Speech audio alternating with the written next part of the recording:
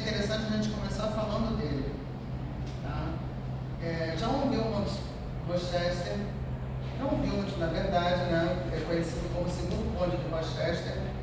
Ele viveu no século XVII, era um boêmio, assim, tinha uma vida muito desregrada, muito indisciplinada. Ele era muito a favor da liberdade, da libertinagem, mas era um amigo íntimo do rei Charles II. E esse rei pediu a ele que ele montasse uma peça, porque ele queria impressionar a corte francesa. E Rochester vai e monta essa peça, e a peça foi um escândalo, foi taxada de pornográfica, de indecente, foi um mau erro. Ele se apaixona por ele inclusive queria que uma das moças com quem ele andava, ele tinha uma coisa louca com sexo, ele só pensava em sexo, era um libertino mesmo. E uma das moças, ele se apaixona e quer transformar ela em artista, consegue colocar ela na peça, e por conta desse amor, ele acaba mergulhando no alcoolismo, enfim, por conta da sua vida, ele morre com 33 anos de complicações de sífilis, para ver como era a vida dele, e alcoolismo. Então ele nasce em 1647 e desencarna em 1680. Desencarna, passa um período no umbral e é dada a ele a missão de divulgar o espiritismo.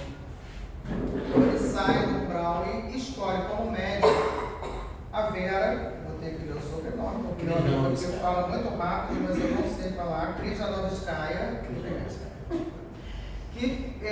com quem ele já tinha ligações em outras vidas, inclusive em vários livros, inclusive nesse que a Regina vai falar, os dois participam, como outras pessoas, né?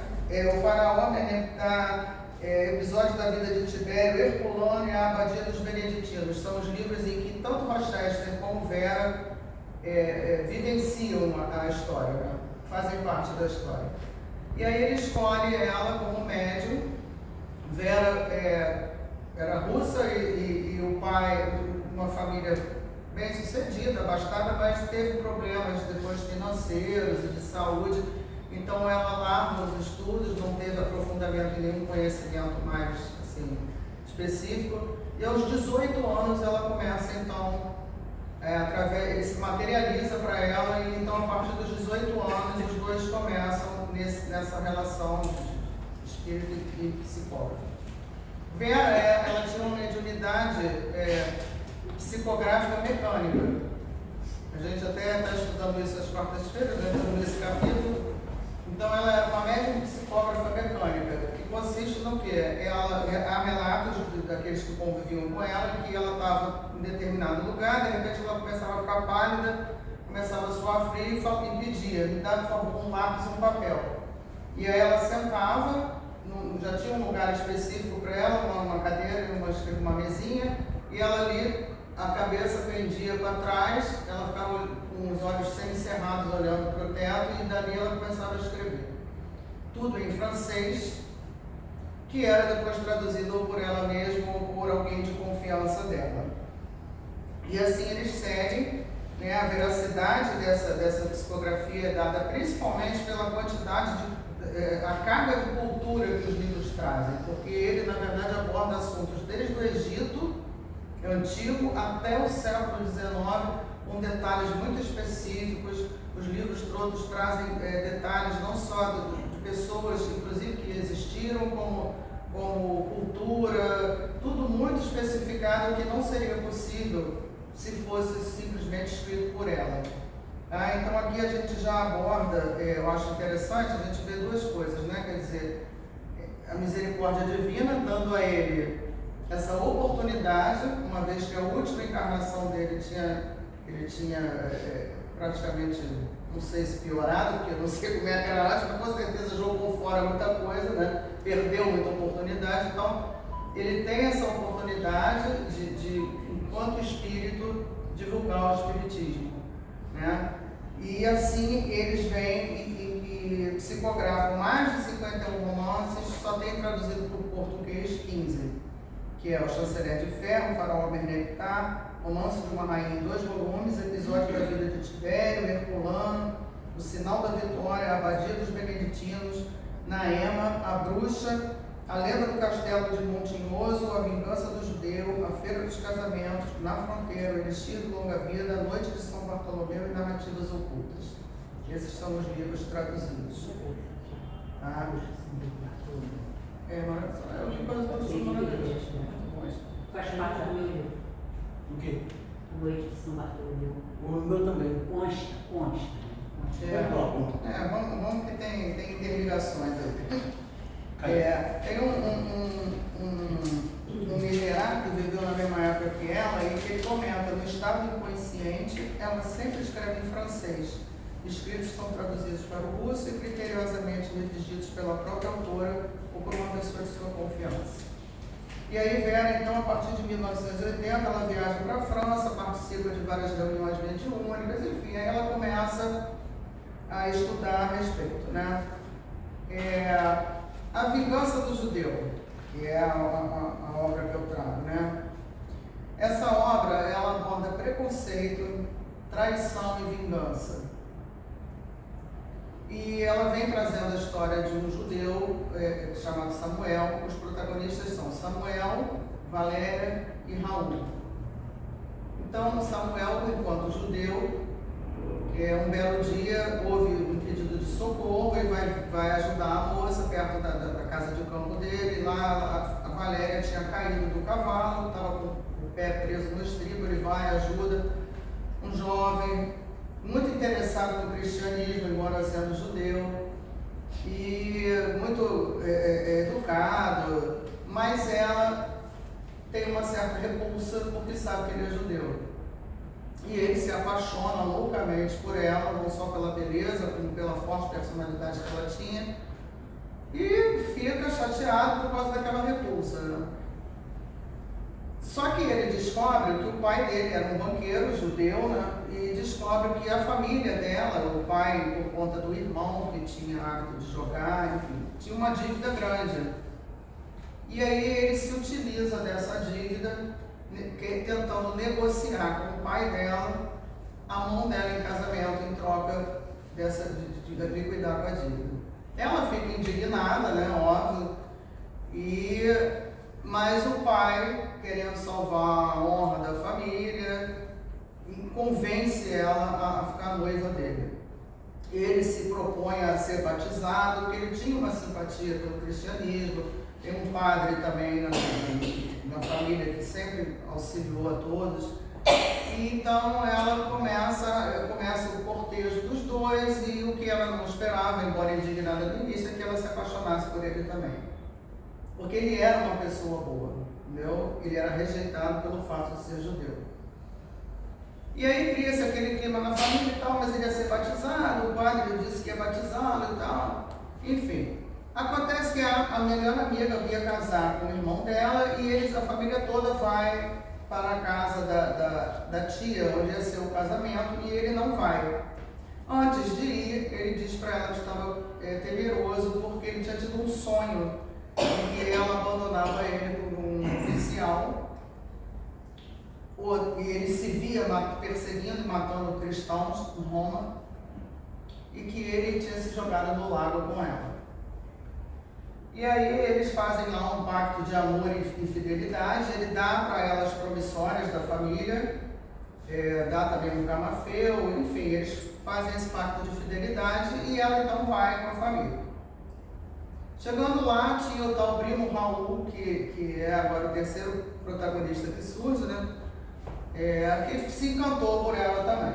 Mas era um mimado, entendeu? E com a recusa dela, ela falou, não, eu sou fiel ao Samuel, enfim, ela não queria de jeito nenhum.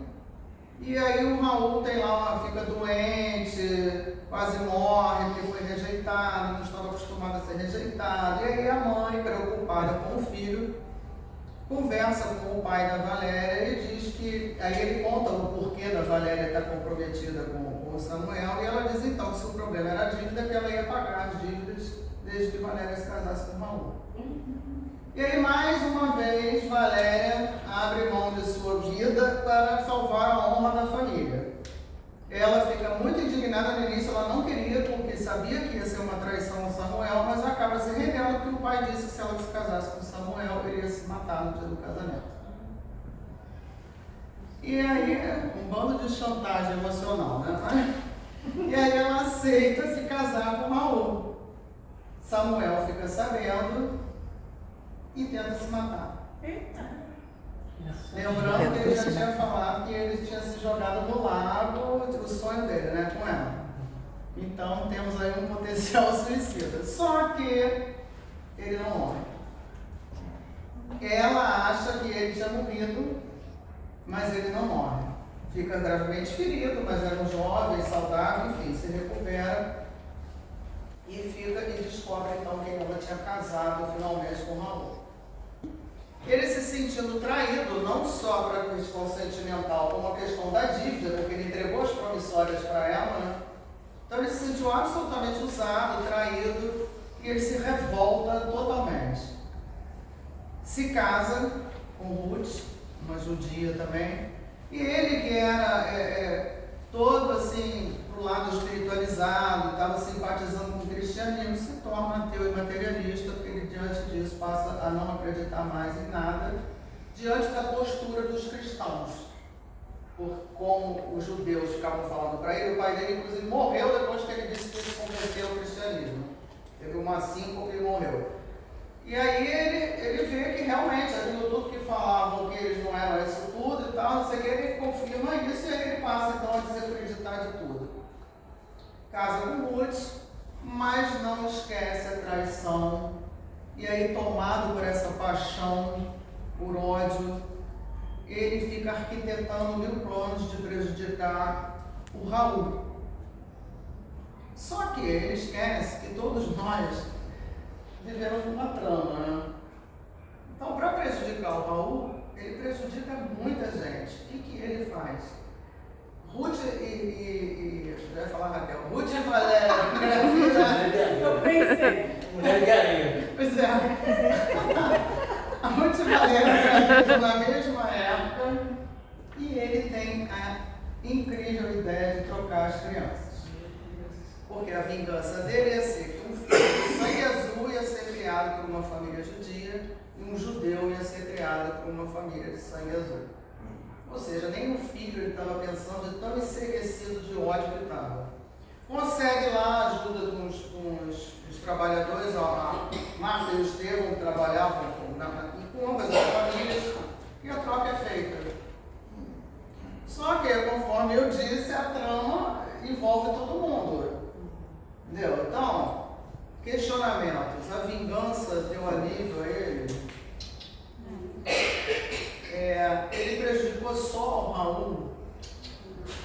Porque nessa altura, o que aconteceu? As crianças começaram a crescer, o garoto era a cara, os garotos eram a cara de um e de outro, aí surgiu a desconfiança de Valéria, que estava traindo ele, que o filho não era dele, nunca ninguém ia pensar que foram trocados, né? E a Ruth, por sua vez, muito magoada, porque ele não estava nem aí para ela, foi usada como ele, inclusive, verbaliza isso e ela escuta de que ela foi usada só para procriar.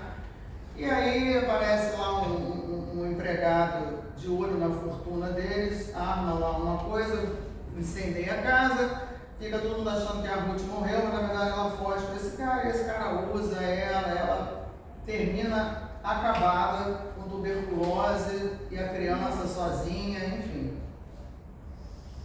Olha o dano, né? Por causa da vingança dele. E aí, com o tempo, é tanta desgraça que todo mundo, você vai ver traição, você vai ver a família se desfacelando, a família da Valéria, você vai ver mortes, enfim, é tanta coisa em função dessa vingança dele, que ele também começa a ficar cansado. Ah, sim, eu ia mostrar a foto do Rochester para vocês e da Vera, esqueci, vai passando aí. Que ele começa a ficar cansado. E aí, por inspiração do pai dele desencarnado, ele acaba tendo acesso à doutrina espírita. Muito descrente, e ainda com ódio mortal, não queria saber de nada disso, enfim. Mas ele vai. E aí, na primeira sessão, aquela coisa, né? Isso aí é alguém que falaram da troca das crianças, que o pai falou, né? Enquanto espírita, mas ele, isso aí alguém viu, alguém contou, enfim, ele estava relutando em acreditar. Até que em casa ele ouve uns barulhos e tal, e dá um tiro naquilo que ele achava que era alguém. E aí o tiro, aparece a marca de tiro no quadro do pai, que nem estava na direção onde ele atirou. E aí ele fica impressionado com aquilo. E aí, enfim, com muito trabalho, não é rápido assim, né? Mas ele acaba ficando curioso e acreditando nas coisas da doutrina espírita e se interessa. Ao mesmo tempo, Raul também recebe da sua mãe, já desencarnada, orientação também de ir a Paris. E lá ele acaba participando também de sessões mediúnicas e começa a se interessar, começa a estudar a doutrina espírita, todos os dois, cada um de um jeito lá. Então, essa história, ela, a partir de então, a partir disso tudo, nós vamos acompanhando as várias diversas fases desse quarteto, tá? Samuel, Valéria, Ruth e Raul. E a gente vai acompanhando tudo que vai acontecendo com eles em decorrência de todas essas traições e do ato de vingança dele, né? Inclusive a morte do próprio filho dele. E aí o que acontece? Não vou contar o final, porque eu acho que vocês devem ler. Mas eu fiz o seguinte resumo. É uma história escrita em estilo forte, vivo e nobre. Retrata em cativante história de amor e ódio os terríveis fatos causados pelos preconceitos de raça, classe social e fortuna, com todo o seu cortejo de egoísmo, orgulho e prepotência, tendo ao fundo os sentimentos sublimes da fé, do amor, do perdão, únicos traços de união que acabariam por redimir um grupo de almas em lutas redentoras. Eu destaquei esse trecho aqui do livro. Não há judeu nem pagão desprezado no mundo dos espíritos, assim como não há cristão privilegiado. Neste mundo existem somente o ser virtuoso e o ser criminoso. Desconhecendo a lei do amor e da harmonia, os homens é que criaram, por seu orgulho, por sua avareza e por sua inveja recíproca, o preconceito de raça, o crime e a perseguição, que despertam no coração dos oprimidos todo tipo de mau instinto, produzindo essas individualidades odientas, animadas pelo desejo de vingança e estigmatizadas sob o nome de judeu, embora se encontrem representadas em todas as outras nacionalidades e religiões. E esse livro, para mim, me fez lembrar daquela frasezinha de Chico Xavier, né? Embora ninguém possa voltar atrás e fazer um novo começo, qualquer um pode recomeçar agora e fazer um novo fim. Estamos em constante aprendizado e isso faz parte de nossa evolução espiritual. Reagimos de forma diferente aos erros que cometemos e às ofensas que sofremos, de modo que somos levados a dois caminhos. Ou assumimos nossa responsabilidade, ou nos colocamos no lugar de vítima. Cada um deles conduz ao progresso. A diferença é que o segundo, no lugar de vítima, é mais longo e possui mais percalços. E isso fica evidente quando acompanhamos a trajetória dos principais personagens da vingança do judeu. Uma curiosidadezinha, esse livro foi feito uma adaptação de uma telenovela. Eu não era nascido. Mentira, eu tinha nascido, senão não tinha nem um ano. Tá? Foi em 1966. Ela rodou na TV Tupi de 2 de maio a 24 de outubro de 66. Mas infelizmente não tem nenhum registro. Essa daqui Nessa época eu não via a novela. nem